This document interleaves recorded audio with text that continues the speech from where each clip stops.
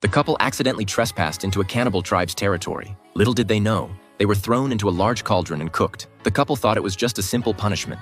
Watching the vegetables in the cauldron and the tribe cheering joyfully, they quickly realized that they had become the tribe's food. The man hurriedly dived into the water to find a way to escape. Seeing that the thick cauldron could only be shaken by force to save themselves, he called his wife to go down together and kick the cauldron hard. Soon, the cauldron began to shake violently. The tribe's people saw this but didn't pay much attention, thinking that they would soon be able to drink the delicious meat soup. Little did they know that this was the couple's method of escape. The couple desperately kicked the cauldron, and the more it shook, the more excited the tribespeople became. Unexpectedly, the cauldron suddenly fell over, scaring the tribespeople and making them step back. Before they could react, the cauldron started spinning rapidly, racing down the slope. The couple was instantly shaken and stuck together. It took a while before they finally stopped. They thought the crisis was over, but what they saw in front of them scared them to death. A group of lions were slowly approaching them. At the critical moment, a gunshot suddenly rang out, scaring the lions away in all directions. The couple quickly climbed out and ran towards the bushes. However, as soon as they walked out of a patch of grass, they were captured by another group of tribespeople who descended from the sky.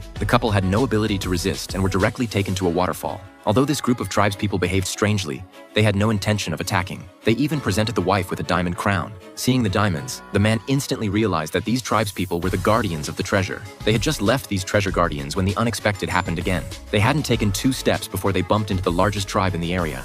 They were immediately captured and sent to the high priest to await his decision. The wife's appearance made the high priest very jealous. Not only did he snatch the crown from her head, but he also prepared to feed them to the crocodiles. Suddenly, a tall black figure walked out, who turned out to be their good friend. As soon as the high priest saw who was coming, he panicked and turned to run away. However, what he didn't expect was that the tall black man was actually the true king of this tribe. As he revealed the king's totem, the shocked tribespeople immediately bowed down in worship. Seeing that things were not looking good, the high priest grabbed the woman and escaped to a cave. He then ordered his subordinates to take out a crown from the lava and prepared to put it on the wife's head. Fortunately, at the critical moment, the man arrived in time to save his wife from the tribespeople. At this point, the high priest took the opportunity to try to escape. When they saw this, they immediately chased after him.